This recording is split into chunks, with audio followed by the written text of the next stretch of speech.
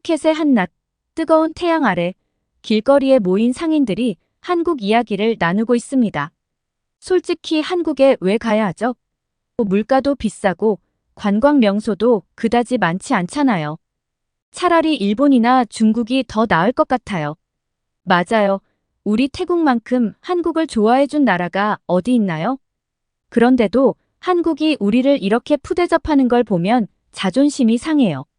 심지어 우리 총리님까지 불편함을 느끼신다잖아요. 그만큼 한국이 우리를 무시한다는 거죠. 여기 태국의 여러 명의 상인들이 한자리에 모여 한국에 대한 분노를 표출하고 있습니다. 그런데 그들 중 한 여성은 유일하게 입을 닫고 굳은 표정으로 그들의 이야기만 들을 뿐인데요. 사람들의 한국에 대한 원성이 더 높아지자 이내 이 여성은 화가 난 듯 자리를 박차고 자신이 운영하는 식당으로 들어가 버립니다. 그러자 함께 있던 상인들이 당황해하는데요. 도대체 이 여성에게는 어떤 사연이 있는 것일까요? 지금 바로 사연 시작합니다. 잠깐 영상 시청 전 좋아요 한 번씩 눌러주시면 감사하겠습니다. 안녕하세요. 제 이름은 아리라고 합니다. 저는 태국의 아름다운 섬 푸켓에 있는 작은 시장거리에서 식당을 운영하고 있어요. 푸켓은 이제 한국인들에게도 너무나도 잘 알려진 여행지입니다. 한국에서 푸켓을 모르는 분들은 거의 없을 정도로 많은 한국인들이 휴양을 즐기기 위해 이곳을 찾으세요. 맑고 푸른 바다, 끝없이 이어지는 아름다운 해변, 그리고 따뜻한 태국의 정취가 어우러져 푸켓은 그야말로 천국 같은 곳이거든요. 특히나 한국인들이 푸켓의 매력에 빠져드는 이유는 바로 이곳에서 느낄 수 있는 편안한 휴식과 즐거움 때문인 것 같아요.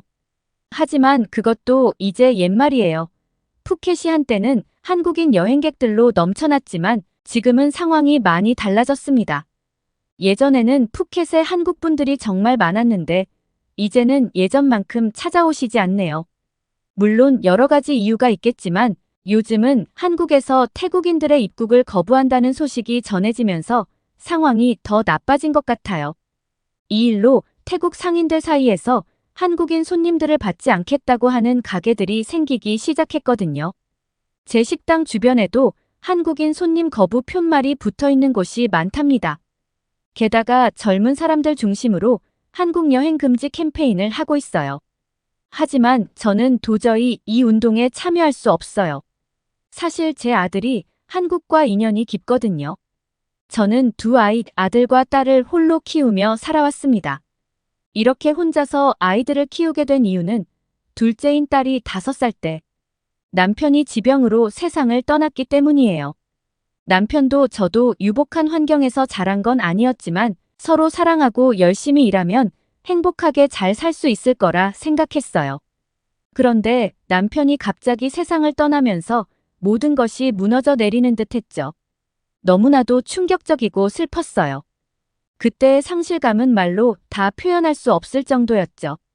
하지만 슬픔에만 빠져 있을 수는 없었습니다. 두 아이가 저를 바라보고 있었으니까요. 아이들을 생각하면 포기할 수가 없었어요. 어떻게 해서든 두 아이를 잘 키우고 싶다는 마음뿐이었어요.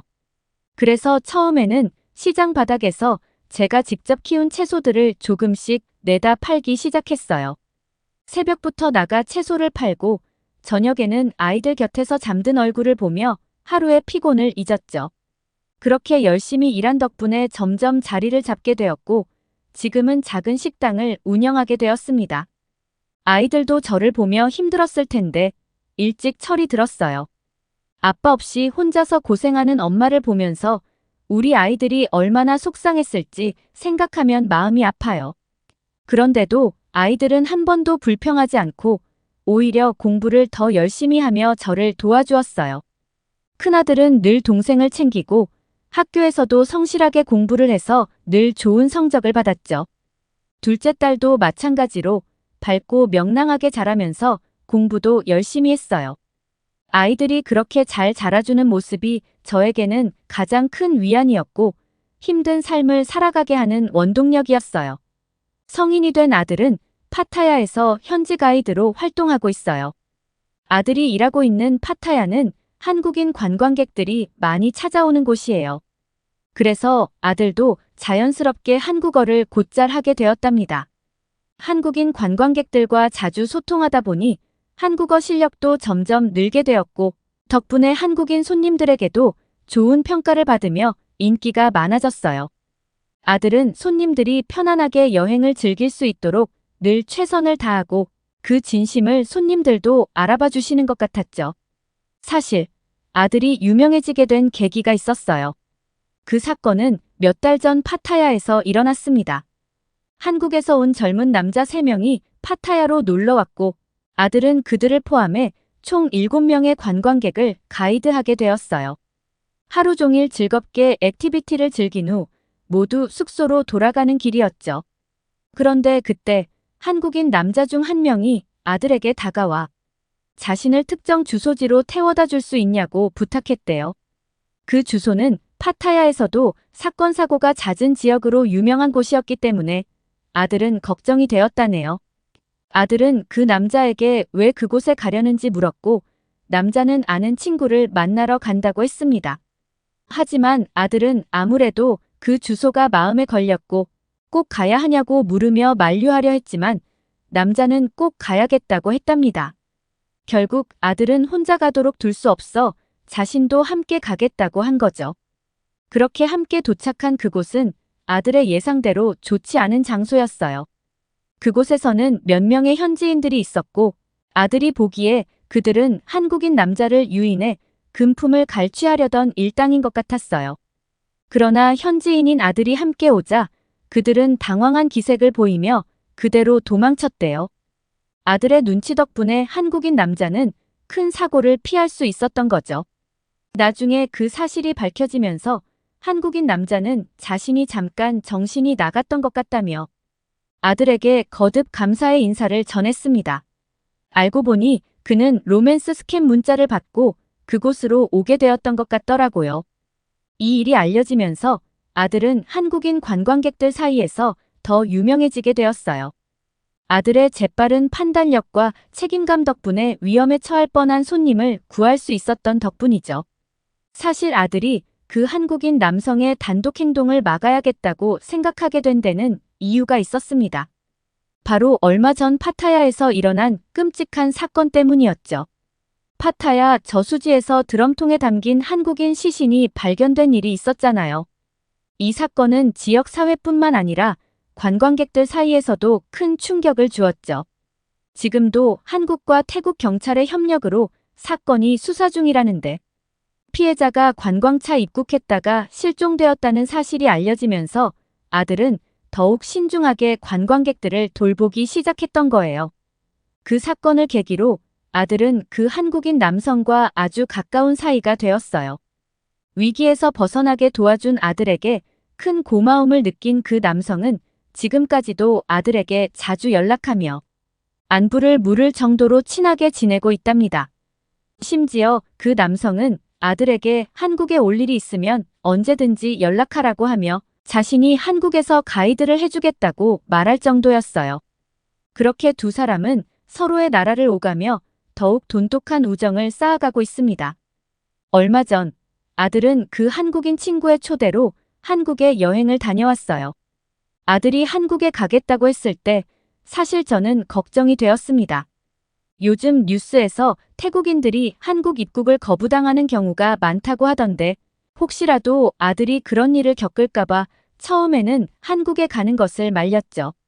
저도 그렇고 아들도 뉴스에서 그런 이야기를 들었기 때문에 살짝 걱정이 되었어요. 하지만 아들은 저를 안심시키며 자신은 불손한 의도를 가지고 한국에 가는 것도 아니고 단순히 여행 목적으로 다녀오는 것이니 걱정할 필요가 없다고 말했어요. 아들은 오히려 자신이 한국을 경험할 좋은 기회라며 너무 걱정하지 말라고 저를 다독였습니다. 그리고 한국에 도착하면 바로 연락하겠다면서 아들은 그렇게 한국으로 떠났어요. 그날 아들이 한국에 도착해서 연락이 오기 전까지 저는 아무것도 할 수 없었어요. 하루가 멀다 하고 한국에 대한 무시무시한 뉴스가 계속 흘러나오고 있었기 때문이에요. 태국인들이 한국 입국을 시도하다가 거부당하고 심지어 공항에서 구금되는 경우도 있다는 소식이 자주 들려왔어요. 그래서 아들이 혹시나 입국이 거부되고 공항에서 구금이라도 되면 어쩌나 하는 걱정에 마음이 놓이지 않았습니다. 주변 상인들에게 이 이야기를 하니 걱정 섞인 말 대신에 오히려 타박을 받기까지 했습니다. 이 시국에 어떻게 아들을 한국에 보내느냐는 것이었죠.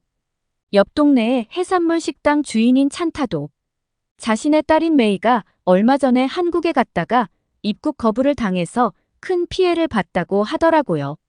그래서 요즘은 젊은 사람들을 중심으로 한국 여행 금지 캠페인까지 벌어지고 있다는 이야기를 들었습니다. 그 캠페인은 태국인의 자존심을 지키고 한국의 입국 제한에 대응하기 위한 애국적인 움직임이라고 하더라고요. 저도 그 캠페인에 동참하지는 못할 망정 한국 여행을 보내는 건 너무한 거 아니냐는 비난을 들었습니다. 주위 사람들의 이런 반응에 저도 마음이 편치 않았어요. 그렇게 그날 저는 식당 의자에 앉아 푸념하고 있는데 해산물 식당 주인의 딸 메이가 제게 찾아오더라고요. 메이가 제게 찾아온 이유는 제 아들이 과연 한국에 입국을 했는지가 궁금해서였어요. 자신은 입국 거부를 당했는데 분명히 제 아들도 입국 거부당할 것 같으니 마음의 준비를 하라는 것이었죠. 그래서 저도 궁금하던 차에 메이에게 한국에 단순히 여행을 가는 것뿐인데 왜 입국 거부를 당한 거냐고 물었습니다. 그랬더니 메이가 말하길 비밀인데 사실은 자신이 한국에서 스카웃 제의를 받았다는 거였어요. 그래서 제가 한국에서 너를 어떻게 알고 스카웃 제의를 한 거냐고 했더니 아는 언니가 한국에서 일하고 있는데 별로 어려운 일이 아닌데도 돈을 엄청 벌고 있다면서 메이와 함께 하고 싶다고 했다네요. 저는 그 말을 듣고 그 일이 어떤 일일지 예상이 가더라고요. 결국 메이는 여행을 가장해 한국에 입국해서 취업을 하려고 했던 거였어요. 태국은 비자 면제 국가라 원래는 인천행 항공권만 있으면 최대 90일까지 체류가 가능하잖아요. 메이는 이걸 악용해서 한국에 들어갔다가 일을 하려고 한 거였어요. 결국 정식 절차를 밟지 않은 불법 체류를 하려고 했던 거죠. 물론 메이는 이런 게 잘못된 일인지 아닌지도 분간을 못하는 것 같았어요. 사실 제가 이런 말을 하기는 참 그렇지만 찬타는 메이 때문에 정말 속을 많이 썩었어요. 메이는 학창시절에 공부도 잘하지 않았고 매일 이상한 친구들과 어울려 다니더니 결국엔 대마초에까지 손을 대더라고요. 물론 태국은 대마초가 합법이긴 합니다만 그래도 여자아이가 대마초를 피우는 것을 고운 시선으로 볼 수는 없죠. 그렇게 방탕한 생활을 하더니 결국 다니던 학교도 그만두고 특별히 하는 일도 없이 부모님의 도움으로 살아가고 있는 철없는 아이였어요. 그런 아이가 갑자기 한국에 간다는 소식을 들었을 때 참 의아했어요. 공부도 안 하고 방탕한 생활만 이어가던 아이가 도대체 한국에는 무슨 돈이 있어서 가는 것인지. 여행을 간다고는 했지만 찬타의 이야기를 들어보면 단순히 여행을 가는 것 같진 않았어요. 왜냐하면 체류 기간이 꽤 길다고 말했거든요. 저도 그 이야기를 듣고 군뱅이도 구르는 재주가 있나 보다 생각했어요. 그런데 사실을 알게 되니 한국에서 메이의 입국을 거부한 이유가 납득이 가더라고요. 그래서 한국에서 태국인들에 대한 입국 거부 사태가 일어나는 이유가 바로 메이처럼 여행을 하러 갔다가 불법으로 체류하는 태국인들이 정말 많기 때문이라고 말해줬어요. 그리고 한국 출입국 사무소에서 너를 입국 거부한 것을 보면 일을 잘하고 있는 것 같다고 했죠. 그러자 메이는 말도 안 된다며 분명 아줌마의 아들도 입국 거부될 것이라고 호언장담을 하면서 가버리더라고요. 솔직히 저도 메이 앞에서는 단호하게 말했지만 속으로는 아들이 입국 거부를 당할까봐 걱정이 되긴 했습니다. 그리고 찬타는 딸이 한국에서 입국을 거부당하고 구금되었다가 태국으로 강제 송환되었다는 사실에 그야말로 분통을 터뜨렸어요.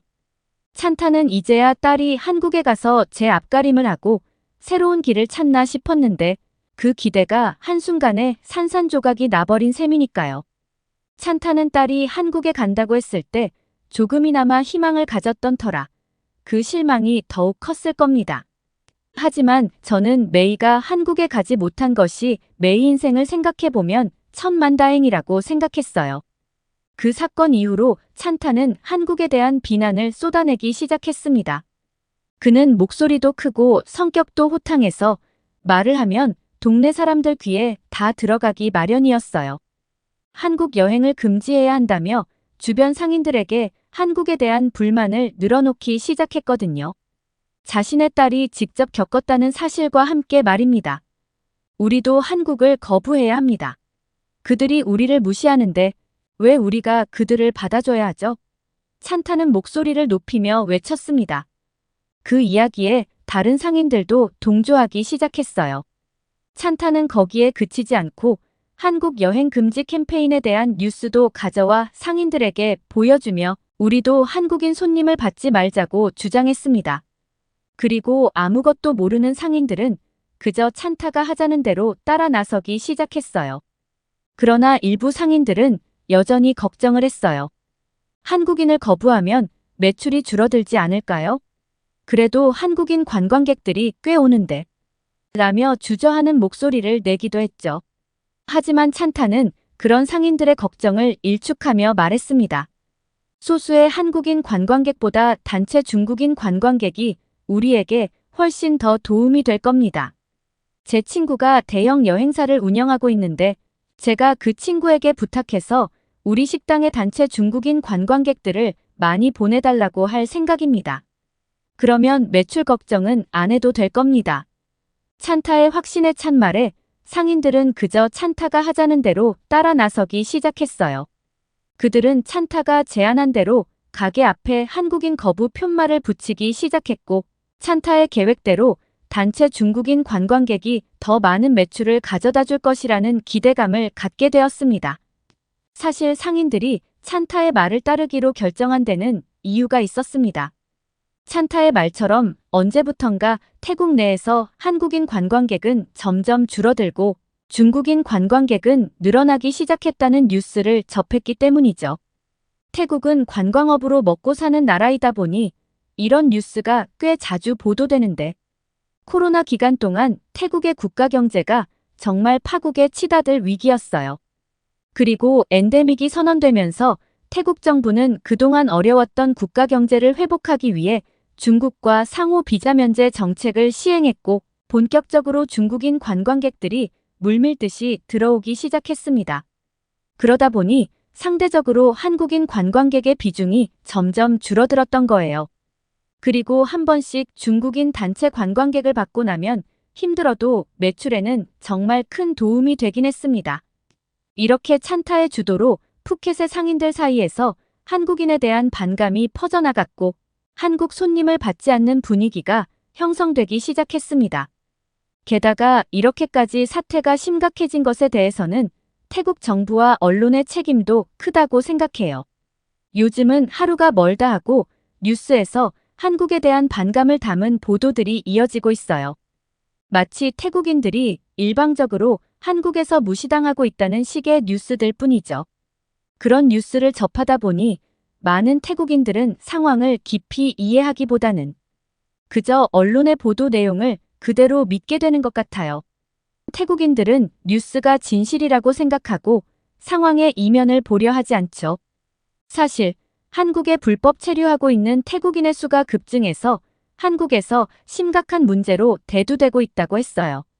2015년에는 5만 2천여 명이던 태국인 불법 체류자가 작년에는 무려 15만 7천여 명으로 3배 가까이 늘어났다고 하더라고요.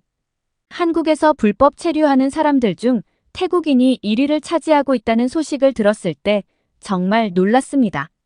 한국에 온 태국인들의 70% 이상이 불법 체류를 하고 있다니 이게 얼마나 창피하고 부끄러운 일인가요? 물론 순수한 마음으로 여행을 가려고 했던 태국인들이 한국에서 입국 거부를 당한 것은 그들 입장에서 억울할 수 있어요. 하지만 한국 정부의 입장도 이해가 갑니다. 태국에서 오는 사람들 중 10명 중에 7명이 불법 체류자가 될 예정이라면 한국 입장에서는 태국인들이 달갑지 않을 수밖에 없겠죠. 이렇게 높은 확률이라면 거의 눈 감고 찍어도 불법 체류자를 가려낼 수 있을 정도 아닌가요? 이런 상황에서 태국 정부와 언론이 문제의 근본적인 원인을 해결하기보다는 한국을 비난하고 반감을 조장하는 쪽으로만 몰아가고 있다는 생각이 듭니다. 태국 내의 문제점을 먼저 돌아보고 해결하려는 노력이 필요하지 않을까요? 세타 타위신 태국 총리도 이런 문제의 이면은 깊이 보려고 하지 않는 것 같아요. 오히려 한국 정부의 입국 규제 결정에 대해 불편한 기색을 드러내고 있으니 태국 국민들 입장에서는 나라의 지도자들까지도 한국에 대해 불쾌감을 나타내는 것을 보고 자연스럽게 한국에 대한 반감이 생길 수밖에 없는 것 같아요. 게다가 최근에는 태국 여행협회 부회장이 또 논란을 일으켰죠. 그는 한국은 넷플릭스 덕분에 잠깐 뜬 나라일 뿐이고 실제로 가보면 비용만 많이 들고 볼 것도 별로 없다며 차라리 가성비 좋은 중국이나 일본으로 가라고 말했어요. 이런 발언이 알려지면서 많은 사람들이 충격을 받았고 결국 이 발언이 논란이 되자 부회장은 한국 정부의 항의에 급하게 사과를 했습니다. 참 우스운 일이죠. 사실 여행협회 부회장이라는 중요한 자리에 있는 사람이 한국의 입국 거부 문제에 대해 이런 식의 발언을 하는 것은 너무 경솔한 것 같아요. 문제의 시발점은 불법 체류하는 태국인들 때문이라는 사실을 간과한 채 태국의 잘못은 생각하지 않고 일방적으로 한국을 비난하는 것은 국가적인 위신을 떨어뜨리는 행동이라고 생각해요. 심지어 태국인들이 한국에 가서 저지르는 범죄도 상당하다고 해요. 한국은 총기 소지가 허용되지 않고 마약 청정 국가로 치안이 좋기로 유명합니다. 그래서 많은 외국인들이 이를 장점으로 생각하고 한국으로 여행을 간다고 했어요. 그런데 한국에서 불법 체류 중인 태국인들이 다양한 범죄에 연루되는 사례가 점점 늘어나고 있다고 하네요. 몇 달 전 대전에서 태국인 불법 체류자 일당이 필로폰과 야바 같은 마약을 유통하거나 투약한 혐의로 한국 경찰에 검거되었다는 기사를 보았습니다. 이들 불법 체류자들은 낮에는 외국인 노동자로 가장하여 농장에서 일하고 밤에는 전국적으로 마약을 유통하는 활동을 벌였다고 하더군요. 이 뉴스를 접하고 나니 정말 할 말이 없어졌습니다. 태국인들이 한국에서 불법적으로 체류하면서 이런 범죄까지 저지르고 있다는 사실이 부끄럽기도 하고 한국이 왜 태국인들의 입국을 엄격하게 관리하려고 하는지 이해가 되기도 했습니다. 일부 태국인들이 이런 행동으로 한국의 이미지를 훼손하고 있다는 생각에 참 마음이 무겁더라고요. 이런 상황에 분노한 한국 정부는 태국 불법 체류자들을 전부 잡아들이고 다시는 올 수 없도록 영구 추방 조치를 내리는 초강수를 두고 있다고 했어요. 한 태국인은 불법 체류자 신분으로 다른 범죄를 저지르다 적발되었고 강제 출국 절차를 받기 직전까지도 태국인 동료에게 마약을 팔아넘겼다고 하더라고요. 또 최근에는 경찰이 마사지업소 6곳을 압수수색해 그곳에서 일하던 불법 체류 태국인 여성 24명을 검거했는데 이들은 2018년부터 올해까지 취업 자격이 없는 관광 비자로 입국한 것으로 확인되었고 결국 한국 정부는 이들을 전원 강제 퇴거 조치하기에 이르렀죠. 게다가 더 놀라운 사건도 있었더라고요. 태국의 한 유명 가수가 내한 공연을 열었던 장소에서 태국인 불법 체류자들이 대거 체포된 사건이죠. 인천시 남동구의 한 클럽에서 열린 이 공연에는 많은 태국 팬이 모였고 그중에는 불법 체류 중인 태국인들도 다수 있었습니다. 인천 출입국 외국인청은 공연을 관람하려고 모여있던 불법 체류자들을 적발하고 이들을 버스에 나눠 태워 추방 절차를 밟았다고 하네요. 이처럼 한국이 태국인 불법 체류자들 때문에 얼마나 많은 범죄에 노출되고 있는지를 알면서도 태국은 적반하장으로 한국을 보이콧하겠다고 위협하는 등의 태도를 보이는 게 터무니없는 거죠. 태국의 이러한 대응은 단지 한국과 태국 간의 관계를 악화시키는 것뿐만 아니라 전 세계가 태국을 바라보는 시선도 생각해봐야 할 문제라고 생각하는데 태국 정부는 하나만 알고 둘을 모르는지 답답하기만 해요. 태국에서 온 사람들이 불법적으로 체류하며 범죄를 저지른다는 소식은 비단 한국인들뿐만 아니라 전 세계적으로 태국인들에 대한 신뢰를 무너뜨리는 요소가 되고 있다는 것을 왜 모를까요? 이제는 정말 우리가 이런 문제들을 어떻게 해결할지 진지하게 고민해야 할 때가 아닌가 싶어요. 그리고 방금 아들에게서 연락이 왔어요. 아들은 한국에 무사히 입국했고 그때 도와줬던 한국인 남자가 공항까지 마중 나와줘서 편하게 서울로 이동하고 있다고 하네요. 아들이 아무 문제 없이 입국한 걸 보니 태국에서 얼마나 한국 정부를 악마화하고 과장해서 비난하고 있는지를 알 것 같아요. 뉴스에서 보는 것처럼 극단적인 상황이 아니라는 것을 아들이 직접 경험했으니 말이에요. 하루빨리 태국 사람들도 말도 안 되는 캠페인을 그만하고 자정하는 시간을 가지기를 바라는 마음뿐입니다. 오늘의 사연 어떠셨나요? 오늘의 사연이 좋으셨다면 구독과 좋아요를 눌러주세요. 여러분의 구독과 좋아요는 영상 제작에 큰 힘이 됩니다. 끝까지 시청해주셔서 감사합니다. 더욱더 감명 깊은 사연으로 찾아뵙겠습니다.